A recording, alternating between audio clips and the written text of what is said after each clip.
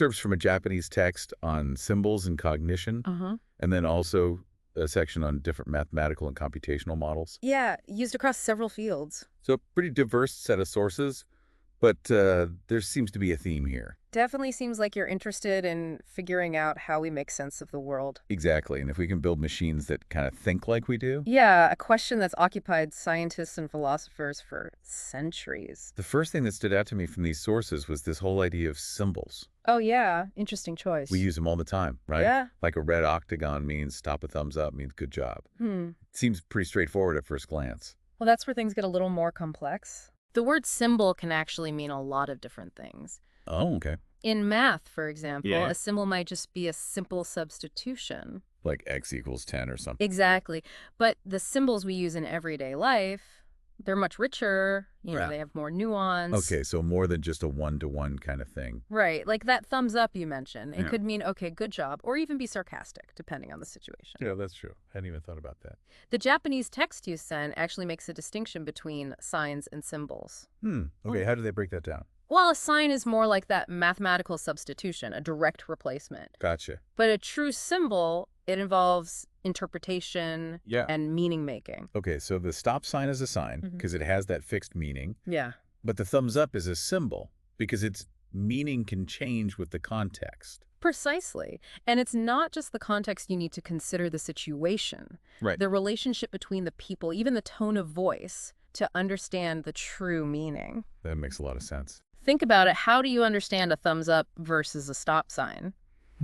They're both symbols, but that thumbs up, you've got to really think about it. You really do. Humans are constantly doing all this interpreting without even realizing it. Right.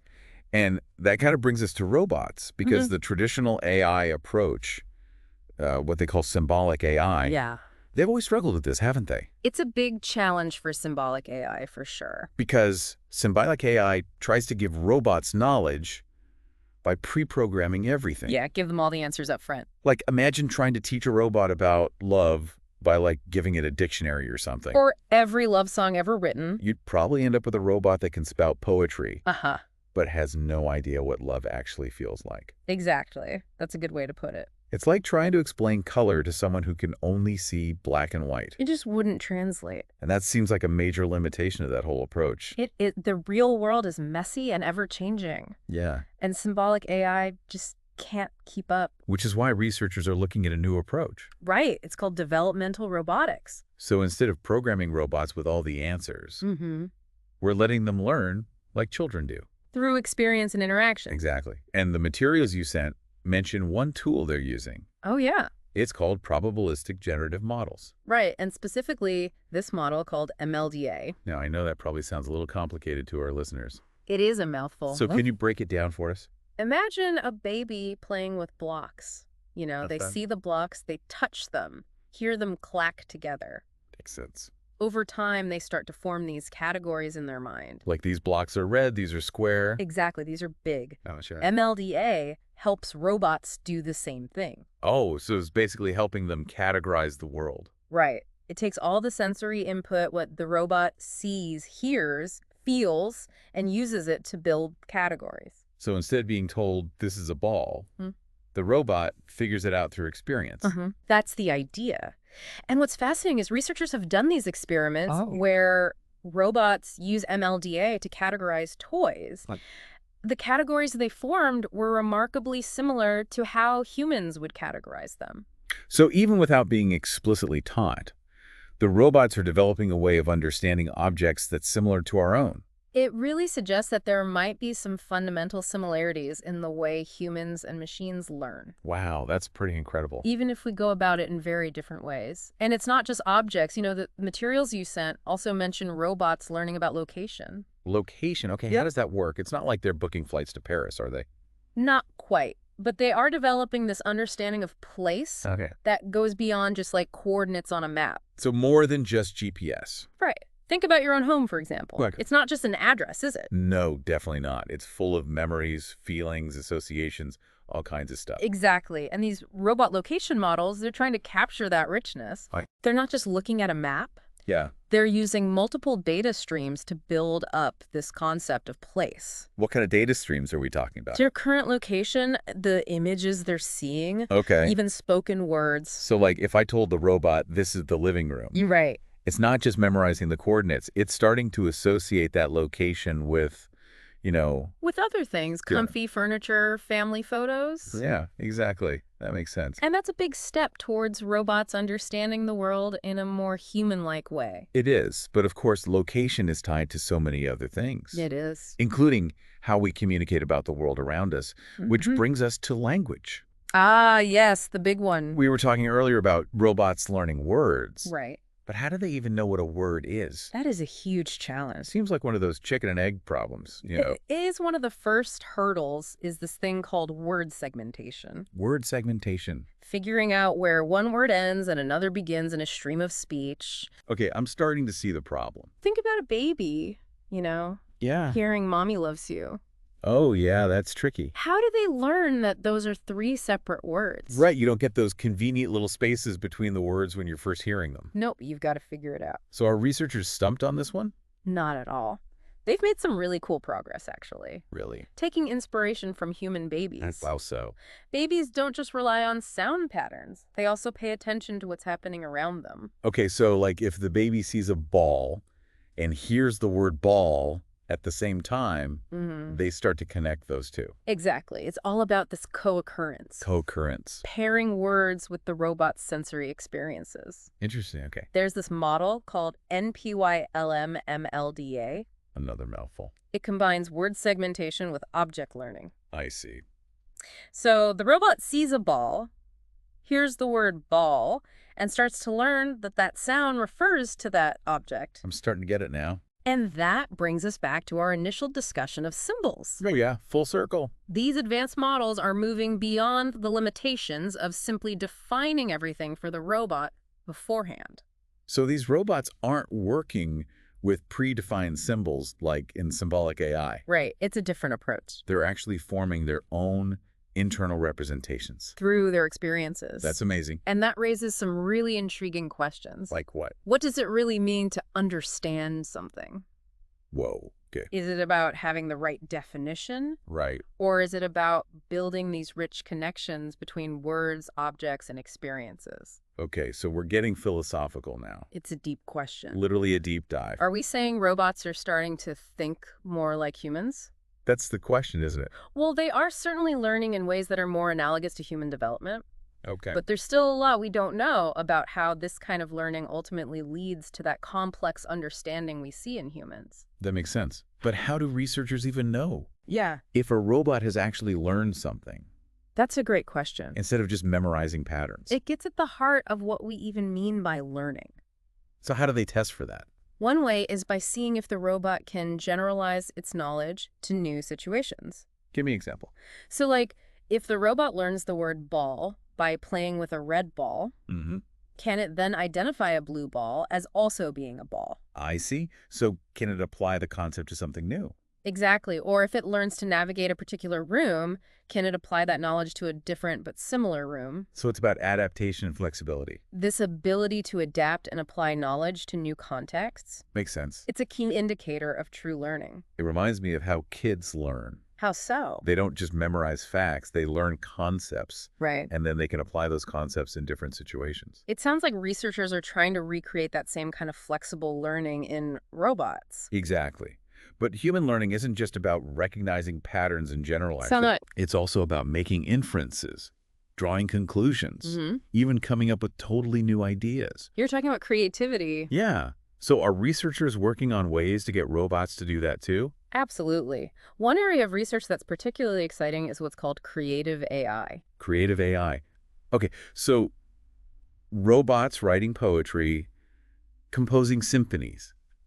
Is that even possible? It might sound like science fiction, but it's becoming more and more of a reality. Wow. Researchers are developing AI systems that can generate novel ideas, compose music, even create art that's indistinguishable from human-made art. Okay, that's both fascinating and a little unsettling. I know, right? What does it mean for creativity if machines can do it too?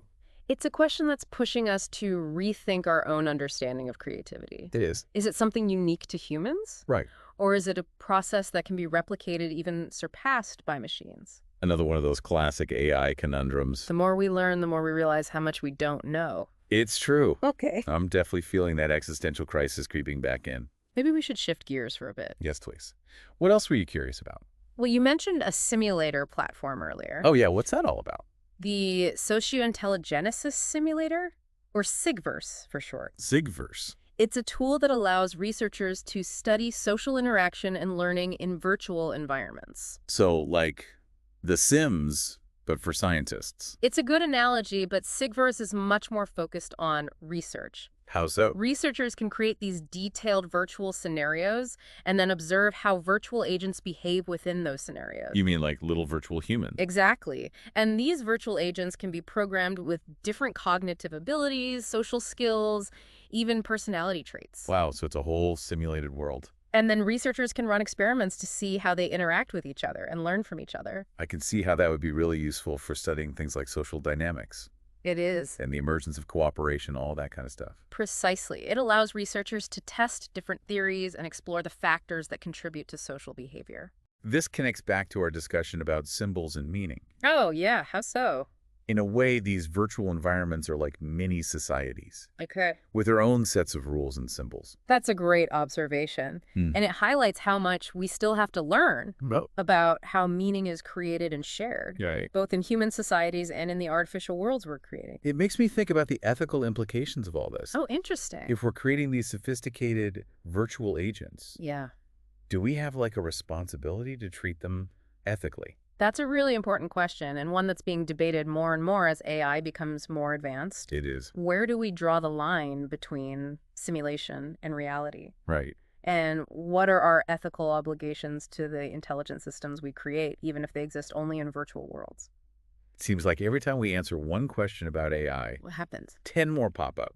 That's the nature of this field. It's constantly evolving, constantly challenging us to think in new ways. Speaking of thinking in new ways, you mentioned something earlier. Oh, yeah. What's that? About mathematical and computational models. Why, those were in the materials you sent. Yeah, and I have to admit, that sounds a little intimidating to me. I understand it can seem like a completely different world. From symbols and robots. Yeah, but actually, mathematical models are a really powerful tool understanding complex systems, including those we see in cognition and AI. Okay, I'm intrigued, but you're going to have to break that down for me. Happy to. How does math even fit into all of this? Well, just like we can use words and symbols to describe the world around us, we can also use mathematical equations To do what? to represent and understand complex phenomena. Can you give me an example, something that will help me connect this back to the world of symbols and robots? Certainly imagine a flock of birds flying in formation. Okay, I can picture it. Their movements seem incredibly complex and coordinated, right? So how do they do that? Researchers can actually use mathematical models to understand how each bird's individual behavior contributes to the overall pattern of the flock. So the math helps to break down the complexity and see the underlying order. Exactly. And in a similar way, we can use mathematical models to study how neurons interact in the brain, how robots learn from their experiences, even how language evolves over time. So it's all about finding the right language, whether it's words, symbols, or mathematical equations, to describe these complex processes. Precisely. And the more we learn about these processes, the more we can refine our models and get closer to understanding the fundamental principles that govern intelligence, both natural and artificial. It's not just about building smarter robots, is it? It's not. It's about understanding the very nature of intelligence itself. Exactly. And that's what makes this field so exciting. It's not just about technology. It's about exploring some of the biggest questions about who we are and how we make sense of the world. You know, we've talked about a lot of really interesting stuff so far. You have. Symbols, robots, learning like kids. Right, all kinds of things. Even the ethics of those virtual worlds. It's been a great discussion. It has. But there's one thing that keeps coming back to me. What's that? The fact that these robots, they have these physical bodies. Ah, yes. Embodiment. It seems like that's a really crucial part of this whole equation. Absolutely. Embodiment is fundamental to developmental robotics. Because our own understanding of the world is shaped by how we physically interact with it. Right. Think about it. How did you learn to ride a bike? Definitely not by reading a book. You need to feel the balance those wobbly first attempts. Exactly. It's all about that firsthand experience. The Japanese text uses this term cognitive closure. Oh, interesting. What does that mean? It describes how our senses and our motor systems define the boundaries of our understanding. Okay. I think I'm following you. We can only experience the world through our own bodies. And those experiences, they shape how we think. Precisely. So for a robot to truly learn, Yeah. it needs more than just a brain. It needs a body. To experience the world in a way that's similar to ours.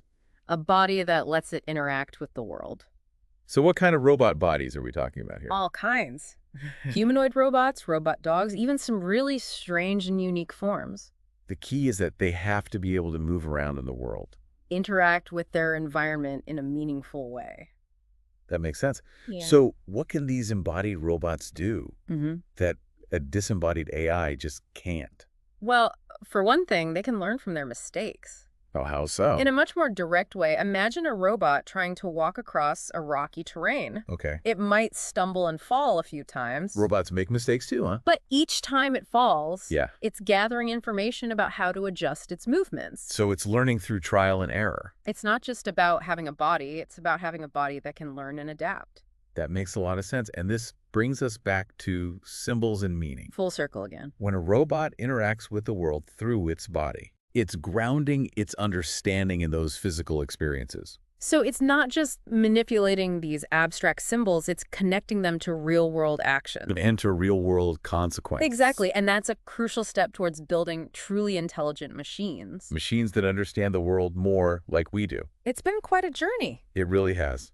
We started with simple symbols and ended up talking about all these deep questions about intelligence and consciousness. It's all connected. I have to admit, I'm feeling a little overwhelmed, There's a lot to take in. but also incredibly inspired by all this. That's great to hear. Where can our listeners go if they want to learn more about this? There are so many great resources out there. Like what? If you want a deep dive into developmental robotics, I recommend the book, How the Body Shapes the Way We Think. Okay, I'm writing that down. It explores how our physical embodiment shapes our cognitive abilities. That sounds fascinating. And for our listeners who are more visual learners, Yeah. there are tons of videos online that show these incredible robots in action. Oh, definitely. Just search for developmental robotics, and you'll find all kinds of amazing stuff. And of course, we encourage everyone to dive deeper into the source materials you provided for this deep dive. Absolutely. There's so much more to explore in there. It's just the beginning. You've only scratched the surface, folks. We've covered a lot of ground today, but hopefully we've sparked your curiosity I hope so. and given you a new appreciation for the incredible world of symbols, cognition, and robots. Keep those deep dives going. Keep exploring, keep questioning, and until next time, happy deep diving, everyone.